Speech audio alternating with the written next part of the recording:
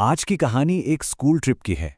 एक ऐसी ट्रिप जो मजे मस्ती से शुरू हुई, लेकिन उसका अंजाम बहुत ही खौफनाक था। तो सवाल ये है कि आखिर एक स्कूल ट्रिप में ऐसा क्या हो सकता है कि 3 में से 2 दोस्तों की जान चली जाए। सिर्फ मजे और थोड़ी सी पॉपुलैरिटी के लिए निकले थे वो। तो चलिए इस कहानी के रहस्य से पर्दा उठाते हैं। चलिए कहानी को शुरू करते हैं इसके अंत से। सीन कुछ ऐसा है कि पुलिस मौके पर है और 3 दोस्तों में से जो एक बच गया है, आयुष, वो बस अभी अभी होश में आया है और एक भयानक सच उसका इंतजार कर रहा है। सोचिए, आयुष की आंख खुलती है। वो उसी होटल के कमरे में है। घबराकर वो बाहर की तरफ भागता है और जो मंजर वो देखता है ना, वो सच में दिल दहला देने वाला था। उसके 2 सबसे अच्छे दोस्त अब इस दुनिया में नहीं रहे थे। तो सवाल ये है कि उस एक रात में आखिर हुआ क्या था। चलिए थोड़ा पीछे चलते हैं और जानते हैं कि क्यों उन लड़कों ने वो खतरनाक फैसला लिया। तो हुआ ये कि ये लोग जा रहे थे शिमला स्कूल ट्रिप पर, लेकिन रास्ते में इनकी बस हो गई खराब। अब मजबूरी में इन्हें पास के एक बड़े ही सुनसान से होटल में रुकना पड़ा और इनके कमरे की खिड़की से एक झील दिख रही थी। बस यहीं से उस खतरनाक प्लान की शुरुआत हुई। देखिए, इनका प्लान एकदम सिंपल था। असल में पिछले साल की ट्रिप पर कुछ सीनियर्स ने ऐसा ही एक एडवेंचर किया था। रात में एक झील पर गए थे और बस स्कूल के हीरो बन गए थे। तो आयुष, अमन और रोहन को लगा कि क्यों ना हम भी ये स्टंट दोहराएं और इस साल के पॉपुलर बच्चे बन जाएं। तो प्लान के मुताबिक जैसे ही रात को गार्ड सोया, ये तीनों चुपके से होटल से निकल गए। शुरुआत में तो जोश बहुत था, एक्साइटमेंट थी, लेकिन ये एक्साइटमेंट बहुत जल्दी डर में बदलने वाली थी। मतलब 1 घंटा भी नहीं हुआ था और सब कुछ गड़बड़ होने लगा। जो झील खिड़की से एकदम पास लग रही थी, वो तो मिल ही नहीं रही थी। ऊपर से फोन में सिग्नल भी चले गए और फिर अचानक रोहन गायब हो गया, बस यूं ही, बिना किसी आवाज के। अब आयुष और अमन बुरी तरह घबरा गए। वो रोहन को आवाज लगाने लगे, लेकिन जवाब में उन्हें कदमों की आहट नहीं, बल्कि कुछ खोदने की आवाज सुनाई दी, खुरच खुरच कर। और ये आवाज उन्हें एक बेहद डरावनी सच्चाई की तरफ ले जा रही थे। हिम्मत करके वो दोनों आवाज की तरफ गए। झाड़ियों के पीछे से देखा तो रोहन था, अपने हाथों से एक गड्ढा खोद रहा था। उन्होंने उसे आवाज दी और जैसे ही वो पलटा, वो रोहन नहीं लग रहा था। उसकी आंखें पूरी तरह से काली थीं, जैसे किसी ने उन्हें निकाल लिया हो। अमन को समझ नहीं आया कि ये क्या हो रहा है। वो रोहन के पास गया, लेकिन रोहन ने उस पर चीखते हुए ऐसा धक्का दिया, इतनी ताकत से कि अमन कई फुट दूर जाकर गिरा।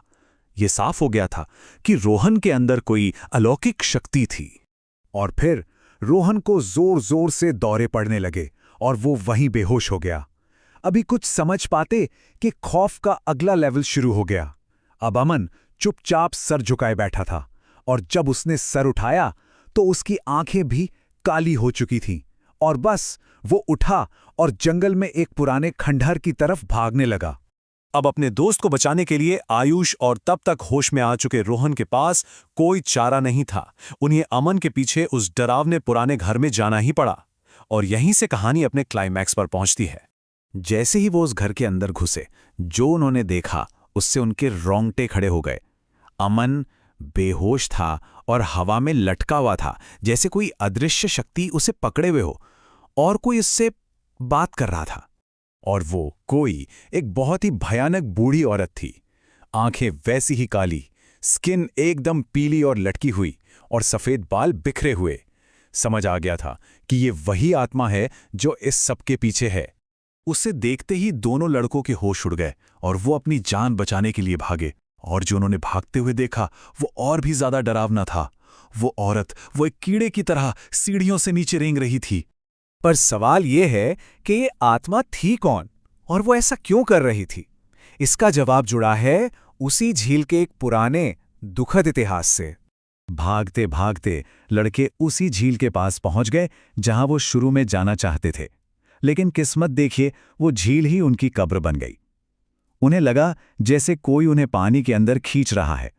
आयुष तो जैसे तैसे बच निकला, लेकिन रोहन उसकी आंखों के सामने ही डूब गया। ये सब देखकर आयुष वहीं बेहोश हो गया। सुबह जब पुलिस आई तो ऑफिशियल रिपोर्ट में इसे एक मर्डर केस बताया गया, लेकिन गांव के जो लोग थे वो असली सच्चाई जानते थे। वो उस जंगल और झील की डरावनी कहानी से वाकिफ थे। कहानी यह है कि सालों पहले उसी जंगल के घर में एक अकेली बूढ़ी औरत रहती थी।